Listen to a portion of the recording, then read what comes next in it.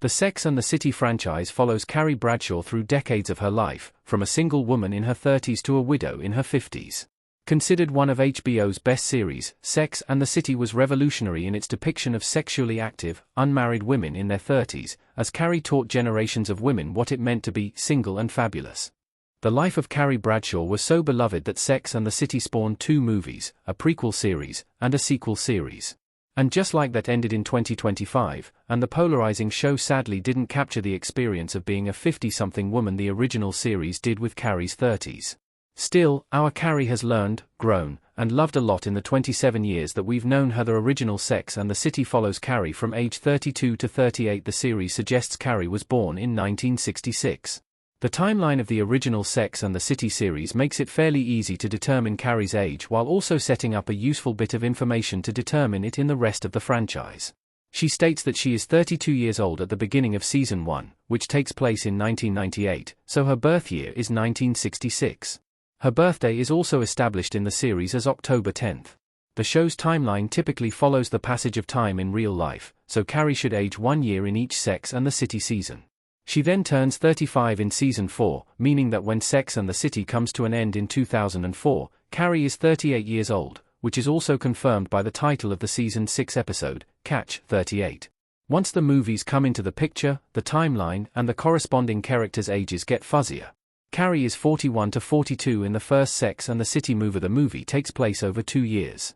The first Sex and the City movie premiered in 2008, seemingly 4 years after the events of the series. The film centers on Carrie and Mr. Big's impending wedding, which provides some context for her age. A magazine editor asks Carrie to pose as the 40-year-old bride, and if the film takes place in the year it premiered, she would be about 41 to 42. The timeline is a bit confusing, considering the film is supposed to take place over 2 years, so you can assume it begins in 2007, or at least before Carrie's 41st birthday, and finishes in 2008 when she's 41 to 42. It's also clear that the magazine article is about the 40s as a decade of age, so the line could mean a 40-something bride, rather than Carrie being 40 exactly.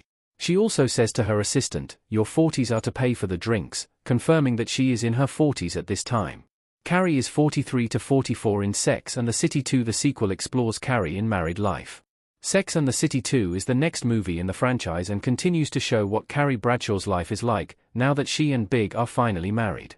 The movie takes a look at Carrie settling into married life with Mr. Big, missing some of the excitement of her younger years. Released in 2010, Sex and the City 2 picks up 2 years after the first movie, likely putting Carrie Bradshaw's age at 43 to 44 years old. However, her age is not a big plot point in this film. Carrie's age in the Carrie Diaries. Anna Sophia Robb plays a 16-year-old Carrie Bradshaw. Though short-lived, there was a Sex and the City prequel series that looked at Carrie's teen years. Played by Anna Sophia Robb, Carrie Bradshaw's age in the Carrie Diaries is revealed to be 16 years old, and she's a junior in high school at the start of the series. Carrie lives in Castleberry, Connecticut, and the prequel series shows her secretly working at a magazine company while interning at a New York City law firm. In Season 2, Carrie celebrates her 17th birthday and enters her senior year of high school. Carrie is 55 in And Just Like That. The series takes place 11 years later. Following the cancellation of the third Sex in the City movie, the franchise returned to the small screen for a sequel series, And Just Like That. The show explored how times have changed and what life is like for Carrie and her friends as middle-aged women, with it taking place 11 years after the second movie and seeing Carrie as a 55-year-old woman. Carrie is shown to be more conservative when talking about sex compared to the younger generation, and seems to have settled into a quieter life than she had in Sex and the City. Before Big's tragic death in the And Just Like That pilot, she's even shown to, somewhat, enjoy cooking with him. This is a far cry from the 30-something Carrie who used her stove for shoe storage. The depiction of Carrie's aging in the sequel series didn't go over well with viewers, many of whom felt frustrated with storylines like Carrie undergoing hip surgery. Still, there was some excitement that we might get to see Carrie celebrate her 60th birthday, should the show have continued into 2026. Alas, that's not what happens, as it was abruptly announced that And Just Like That Season 3 would be its last, a mere 2 weeks before the finale. And Just Like That's final episode takes place over the American Thanksgiving holiday, which is celebrated in November, so it can be assumed that Carrie had recently celebrated her 59th birthday the month before. The importance of Carrie's age in each show. Carrie's age is integral to Sex and the City and its spin-offs. Sex and the City follows Carrie and her friends across just over half a decade of their lives, with the movies covering the interim years between the original show and the spin-off, and Just Like That, which picks up decades later. Given this vast timeframe, it's no surprise that Carrie's age factors into many storylines in Sex and the City, and Just Like That, and even the Carrie Diaries. The Carrie Diaries makes obvious use of Carrie's age, since it's a spin-off set during her younger years, but the other two shows also weave age into the exploits they portray. Sex and the City is primarily about two things: dating and growing up. Carrie starts the show in her early 30s, and many episodes have her wrestling with figuring out how she wants to spend the rest of her life against the backdrop of most of her friends settling down and starting families of their own. As an experience, dating also changes as one grows older.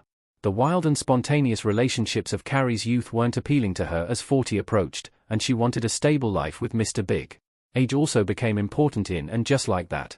Following Carrie in her mid-50s created yet another unique variety of storylines that were only possible due to her age. However, despite and Just Like That's backlash, none of the shows have ever preached any toxic messages about aging or have claimed that age is important when finding a romantic partner.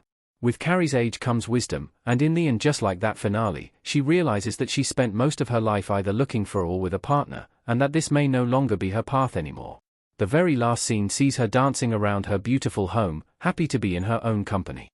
This never would have happened in Sex and the City, when Carrie was in her 30s. Is Carrie's story over after And Just Like That? Never say never. It was indeed a surprise to learn that And Just Like That was seemingly closing the book on Carrie Bradshaw, but the ending, as controversial as it was, seemed definitive. In the original Sex and the City finale, Carrie said, "The most fabulous relationship of all is the one you have with yourself," and that's a lesson she wholly embodies in And Just Like That.